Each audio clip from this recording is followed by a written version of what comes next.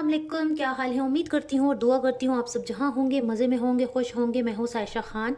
आज आपके साथ सरसों के साग की ज़बरदस्त सी रेसिपी शेयर करने जा रही हूँ जो यकीनन आपको बहुत पसंद आएगी। सरसों का साग, मैंने एक गट्टी सरसों का साग ले लिया है, ठीक है। इसे मैंने चॉप कर दिया है और अब मैंने क्या करना है, इसे अच्छे से बॉयल कर देना है। उसके बाद मुझे चाहिए दही, ठीक है। 4 से 5 चम्मच मुझे दही चाहिए। अदरक, लहसुन और हरी मिर्चों का पेस्ट चाहिए जो कि मुझे 1 टेबल स्पून चाहिए। 2 अदद मुझे प्याज चाहिए जो मैंने काट लिए हैं, और 2 अदद छोटे से मैंने टमाटर ले लिए हैं। तो ये चीज़ें हमें जो है वो सरसों का साग बनाने के लिए चाहिए। और हरी मिर्चें जो हैं वो मैंने 4 से 5 ली थी, और ये बहुत तेज़ मिर्चें थी। ज़्यादा सरसों के साग में जो है वो ये हरी मिर्चें ही यूज़ की जाती हैं और बहुत ज़्यादा इसका अच्छा टेस्ट आता है। और इसके अलावा हम जो है वो थोड़े दूसरे मसाले डाल देंगे, वो साथ साथ मैं आप लोगों को बताती रहूँगी। ये मैंने ले लिया सरसों का साग, ठीक है। मैं अब इसे अच्छे से बॉयल कर लूँगी, और मैंने इसे इतना बॉयल करना है कि इसमें कच्चापन ना रहे, ये बिल्कुल गल जाए। मैंने पतीली ले ली है और इसमें मैंने जो है वो ऑयल डाल दी है। 5 से 6 टेबल स्पून जो है वो मैंने ले लिया है इसमें ऑयल। इसके बाद जो है वो जो प्याज था मेरे पास वो मैं ऐड करूँगी इसमें।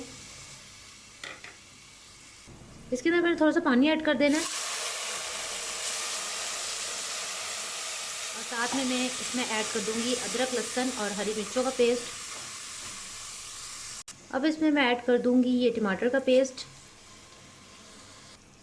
अब इसमें चली जाएंगी ये चीज़ें, कुछ मसाले। 1 टीस्पून इसमें चली जाएगी हल्दी,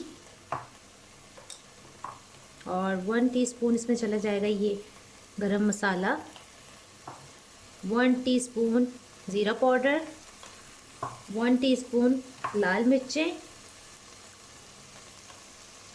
और हस्बे ज़ायका आप इसमें ले लें नमक। 1 टीस्पून ही इसमें मैं ले रही हूँ। थोड़ा सा पानी ऐड करूँगी, और उसके बाद हमने क्या करना है, इसे अच्छे से फ्राई करना है मसाले को। टमाटर भी गल चुके हैं, अब इसमें जाएगा दही। जी हो चुकी है बॉयल, ठीक है। ये देखें बिल्कुल गल गई है। इसे कूटना चाहते हैं तो कूट लें, आप इसे ग्राइंड करना चाहते हैं तो आप इसे ग्राइंड कर लें।